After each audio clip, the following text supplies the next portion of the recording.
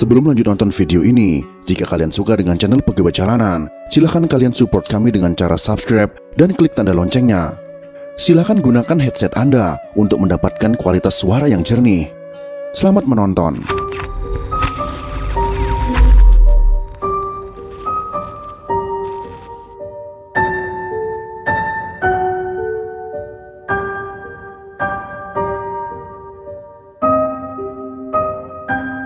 Vince the Phoenix masih berumur awal 20-an pada tahun 1912. Ia adalah seorang Indo yang berparas menarik. Itulah kenapa laki-laki terhormat bernama Gimser Brinkman kepincut. Brinkman adalah seorang sociedad consordia dan terkenal sebagai laki-laki Belanda hidung belang. Namanya punya tempat tersendiri dalam sejarah dunia malam zaman kolonial. Brinkman suka sekali ke Pondokan Umar. Di situ ada Vince yang rela ditiduri dengan imbalan uang. Makin sering tidur dengan Vince, Brinkman ingin memonopoli Vince dengan menjadikannya gundik. Brinkman mau jadi teman tidur tetap Vince. Sialnya kehendak Brinkman ditolak Vince yang ingin bebas. Brinkman pun kesal dan Vince dicekik hingga mati. Kematian Vince pun jadi bahan berita. Dari penyelidikan polisi, aksi Brinkman ketahuan dan hukuman mati pun menjeratnya. Meski sudah divonis, Brinkman tak pernah menjalani hukuman mati. Dia keburu bunuh diri.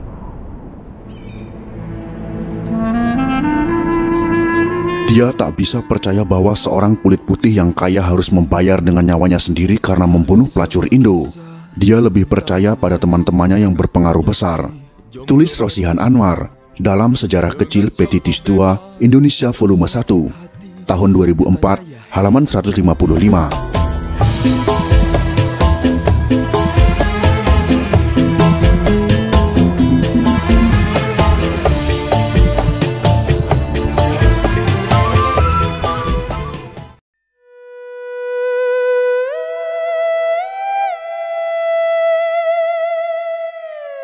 Gimser Brinkman adalah contoh hidung belang terhormat, tapi hukum kolonial tak memberi ampun padanya.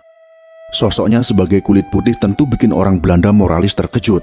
Ternyata dari ras mereka ada hidung belang yang merangkap pembunuh keji.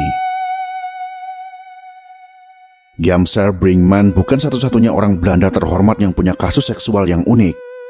Buku Musim Berganti, Sekilas Sejarah Indonesia 1925-1950 tahun 1985 halaman 51 sampai dengan 52 yang disusun oleh Rosihan Anwar, dan buku Selamat Berpisah Sampai Berjumpa di Saat Yang Lebih Baik tahun 1988 halaman 17 karya J.C. Wecker juga mencatat adanya pejabat tinggi kolonial yang kedapatan menyetubuhi bocah pribumi laki-laki di sebuah hotel sekitar tahun 1938. Pejabat ini akhirnya dipenjara di Sukamiskin selama 1,5 tahun. Selain itu ada juga Direktur Mulo yang bunuh diri karena takut aksi homoseksualnya kepada anak-anak ketahuan. Di masa kolonial, pilihan laki-laki Belanda untuk melepas hasrat seksual tidaklah banyak. Mereka sulit menemukan perempuan Belanda. Akhirnya, banyak perempuan pribumi mereka jadikan nyai. Pilihan lain bercinta dengan pembantu mereka atau pergi ke rumah pelacuran. Hidung belang tentu saja tak melulu orang Belanda. Golongan lain seperti orang Tionghoa pun ada juga yang hidung belang. Oi Tambasia adalah yang paling terkenal. Di jajaran orang-orang Indonesia pun tak kalah banyaknya. Tak heran pelacuran bukan hal luar biasa di masa lalu, bahkan hingga sekarang.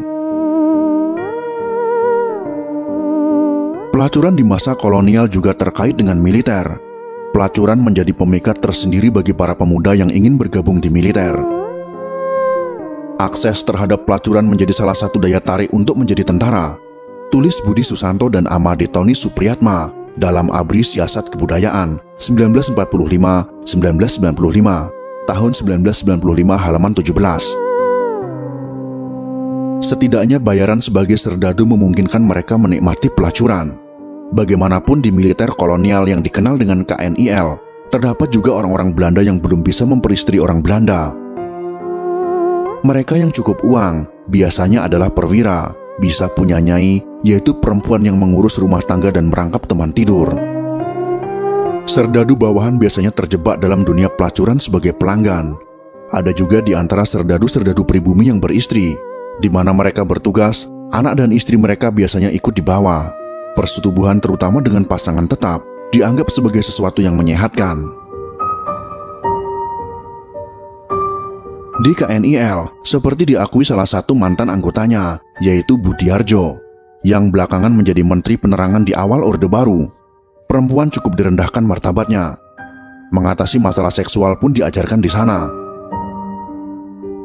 Kami harus menyalurkan hasrat seksual kami dengan wanita pelacur. Syaratnya sebelum main harus diusapi salep SN sampai pedih. Inilah satu-satunya cara mencegah penyakit kelamin. Aku Budiarjo dalam memoarnya, Siapa Sudi Saya Dongengi, tahun 1996, halaman 23. Kebiasaan bercinta pada serdadu tersebut ikut melahirkan tempat-tempat pelacuran di era kolonial. Biasanya di mana ada tangsi KNIL, di kota itu tentu terdapat pula wanita tunasusila. Tulis Mayor Jenderal Sumarno Sosroatmojo yang di zaman kolonial jadi dokter pemerintah di Kalimantan dalam memoarnya Dari Rimba Raya ke Jakarta Raya tahun 1981 halaman 229.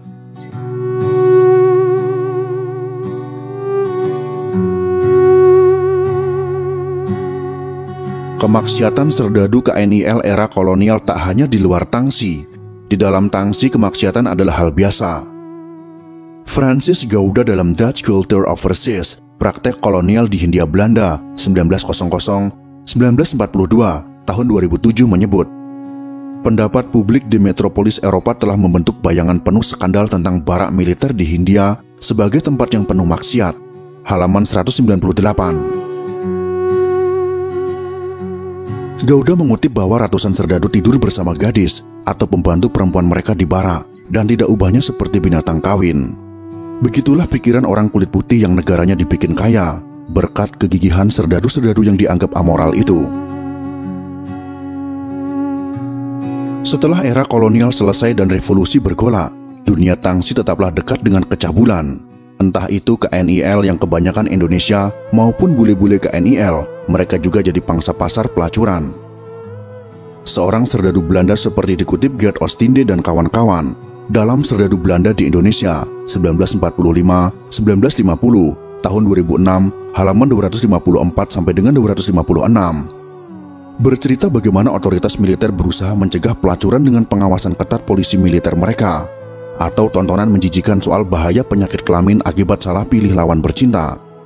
Meski begitu, tetap ada saja serdadu-serdadu Belanda yang main cinta dengan PSK pribumi yang butuh duit karena ekonomi sulit era revolusi. Halaman 254 sampai dengan 256. Ketika seorang perempuan PSK menawarkan diri, maka para serdadu itu membaringkannya. Mereka menyetubuhi sang PSK satu persatu. Ketika satu bermain, maka yang lain menonton. Di mata para serdadu Belanda, perempuan PSK pribumi bermartabat sangat rendah. Perempuan-perempuan itu gampang sekali didapatkan, tapi saya tidak sudi, karena 80% dari mereka tidaklah sehat. Mereka sudah pernah dipakai oleh orang Jepang dan India Inggris. Boleh dikatakan mereka busuk. Aku seorang serdadu bernama Marinus Art, seperti dikutip Ostinde dan kawan-kawan, halaman 260. Penyakit kelamin pun mudah tersebar di kalangan serdadu hidung belang itu. Soal penyakit kelamin, serdadu dari pihak Indonesia juga ada yang kena. Ada taruna Akademi Militer Nasional kita yang sedang praktik di front menjadi korban dari wanita tunasusila itu. Tulis Abdul Haris Nasution dalam buku Memenuhi Panggilan Tugas, Kenangan Masa Muda, tahun 1990. Itulah sejarah prostitusi warisan dari kolonial Belanda. Semoga informasi ini bisa memberikan manfaat dan nasihat kepada kita semua. Jangan pernah kita mendekati warisan kolonial Belanda yang buruk ini. Jika kalian suka dengan video ini, silakan berikan jempol ke atas. Dan jika kalian menganggap video ini bermanfaat, maka bagikanlah untuk teman-teman Anda yang lain. Terima kasih sudah menonton.